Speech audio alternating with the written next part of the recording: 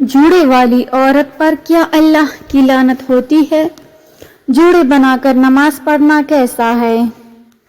بسم اللہ الرحمن الرحیم۔ دین اسلام نے عورتوں کو ایسی عزت بخشی جو کسی اور مذہب نے نہیں ہے۔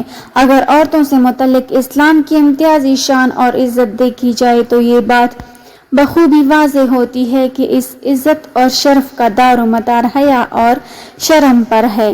اسلام نے عورتوں کو حکم دیا ہے کہ اپنی زندگی کے تمام شعبوں اور تمام امور میں دامن حیا کو لازم پکڑ لے۔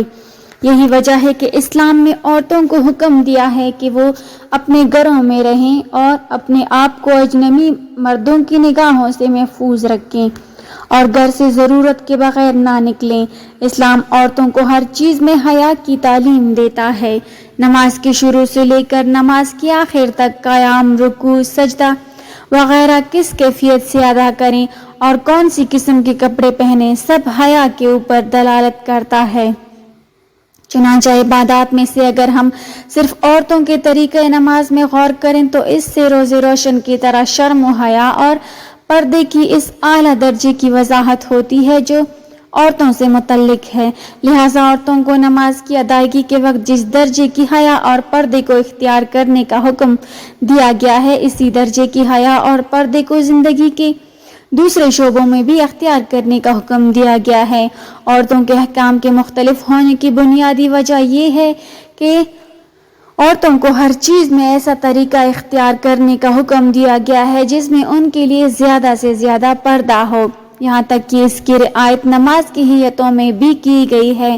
چنانچہ ایک عورت کے لیے حکم یہ ہے کہ نماز کی ارکان کی ادائیگی ایسے طریقے سے کرے جس میں اس کے لیے زیادہ سے زیادہ پردہ پوشیدہ ہو اور اس کا جسم کم سے کم ظاہر ہو۔ امام بہقی رحمۃ اللہ علیہ لکھتے ہیں، عورت کی نماز کے احکام مردوں کی نماز کے احکام سے جدا ہونے کا دار و مدار ستر پر ہے۔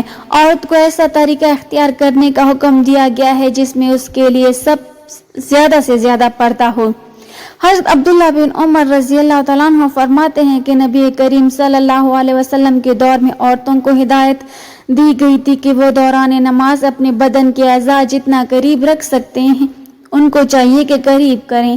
حضرت رسول اللہ صلی اللہ علیہ وسلم نے عورتوں کو اس بات کی ترغیب دی ہے کہ وہ اپنے گھروں کے اندر نماز ادا کریں اور وہ اپنے آپ کو غیر محرم مردوں کی نگاہوں سے پوشیدہ رکھیں، یہاں تک کہ آپ صلی اللہ علیہ وسلم نے ارشاد فرمایا کہ عورت کا اپنے کمرے کے اندر نماز پڑھنا اپنے گھر کے صحن میں نماز پڑھنے سے بہتر ہے، اور عورت کا اپنے کمرہ کے اندر نماز پڑھنا اپنے گھر کے صحن میں نماز پڑھنے سے بہتر ہے، اور عورت کا کمرے کے اندرونی حصے میں نماز پڑھنا کمرے کے دوسرے حصوں میں نماز پڑھنے سے بہتر ہے۔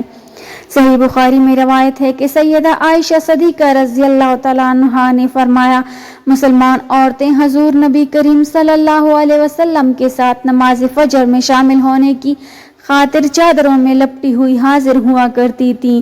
جب نماز سے فارغ ہو جاتی تو اپنے گھروں کو واپس آ جاتی اور اندھیرے کے باعث کوئی بھی انہیں پہچان نہیں سکتا تھا۔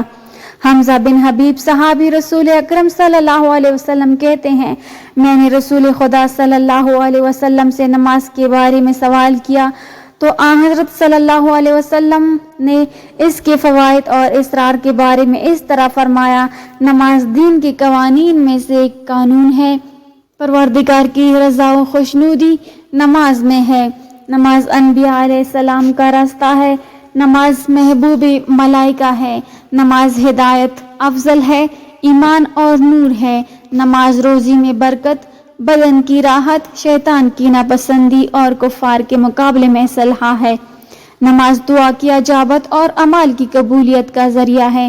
حضور صلی اللہ علیہ وسلم نے ارشاد فرمایا کہ جب عورت 5 وقتہ نماز ادا کرے، رمضان کے روزے رکھ کے اپنی حیا اور عفت کی حفاظت کرے اور جائز کاموں میں اپنے شوہر کی اطاعت کرے تو وہ جنت میں جس دروازے سے چاہے داخل ہو جائے۔ ناظرین، ایک سوال جو سبھی کرتے ہیں کہ عورت بالوں کا جوڑا باندھ کر نماز پڑھ سکتی ہے؟ اگر عورت بالوں کا جوڑا باندھ کر نماز پڑھے تو اس کی نماز ہوگی یا نہیں؟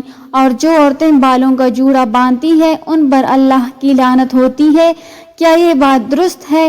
عورت کے لیے بالوں کا جوڑا باندھنا، چوٹی باندھنا یہ کیسا ہے؟ تو ناظرین واضح رہے کہ عورتوں کے جوڑا باندھنے میں مندرجہ ذیل تفصیل ہے۔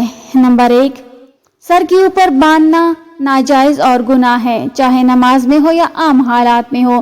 احادیث میں اس طرح عورتوں کے بال بنانے کو ناپسند کیا گیا ہے اور ایسی عورتوں کو اہل جہنم میں شمار کیا گیا ہے۔ البتہ اگر کوئی عورت اس طرح جوڑا باندھ کر نماز پڑھ لیتی ہے تو نماز ادا ہو جائے گی۔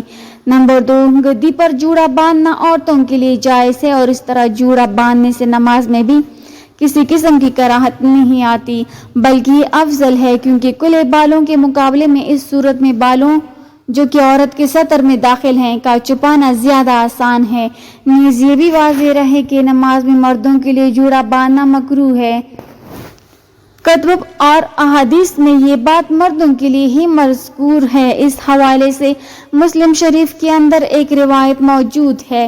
حضرت ام سلمہ رضی اللہ تعالیٰ عنہا فرماتی ہیں کہ میں نے نبی کریم صلی اللہ علیہ وسلم کی بارگاہ میں عرض کی، یا رسول اللہ صلی اللہ علیہ وسلم، میں اپنے بالوں کی سخت چٹیاں باندھتی ہوں، تو جب میں غسل کروں تو اس وقت چٹیاں کھولوں یا پھر نہ کھولوں؟ تو نبی کریم صلی اللہ علیہ وسلم نے فرمایا کہ چٹیاں مت کھولو، بلکہ اس طرح پانی بہاؤ کہ بالوں کی جڑوں تک پہنچ جائے۔ تو اس حدیث سے علماء بیان فرماتے ہیں کہ عورت کے لیے بالوں کی چٹیاں باندھنا یہ بالکل جائز ہے۔ خود اور حضرت ام سلمہ رضی اللہ تعالیٰ عنہ بالوں کی چٹیاں کرتی تھیں، تو عورت کے لیے بالوں کی چٹیاں باندھنا یہ بالکل جائز ہے، اور اسی طرح بالوں کو سمیٹ کر گردن کی پشت پر جوڑا باندھنا یہ بھی عورت کے لیے بالکل جائز ہے۔ بلکہ علماء بیان فرماتے ہیں کہ نماز کی حالت میں یعنی نماز میں عورت چٹیاں باندھ لے تو یہ زیادہ بہتر ہے، کیونکہ اگر بال کھلے ہوں گے تو سجدے کی حالت میں بال بکھر جانے کا اندیشہ ہے۔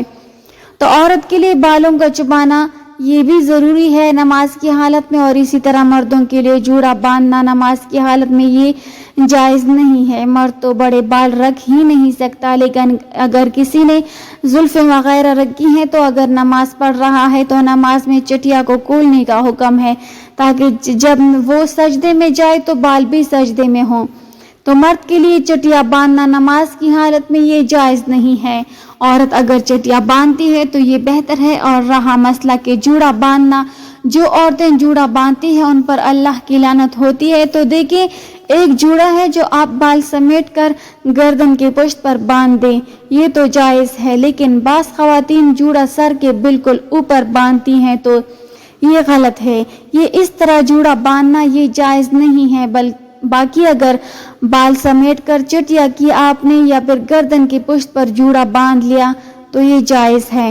باقی نماز اگر آپ اس طرح پڑھتی ہیں تو نماز بھی آپ کی بالکل ہو جائے گی، بلکہ علماء نے بہتر لکھا ہے کہ نماز سے پہلے بالوں کی چٹیاں ہو تو یہ زیادہ بہتر ہے، تاکہ بال جو ہیں وہ سجدے کی حالت میں جب عورت جائے تو اس وقت بکھر نہ جائیں۔ ناظرین، ہم امید کرتے ہیں کہ آپ کو ہماری باتیں سمجھ میں آ گئی ہوں گی۔ اللہ تعالی ہم سب کو سمجھ کی توفیق عطا فرمائے، آمین۔ ناظرین، کمنٹ باکس میں اللہ تعالیٰ کے 99 ناموں میں سے ایک نام ضرور ٹائپ کریں۔ ویڈیو اچھی لگی ہو تو لائک کر دیں، چینل کو سبسکرائب کر دیں۔ ملتے ہیں نیکسٹ ویڈیو میں، تب تک کے لیے اللہ حافظ۔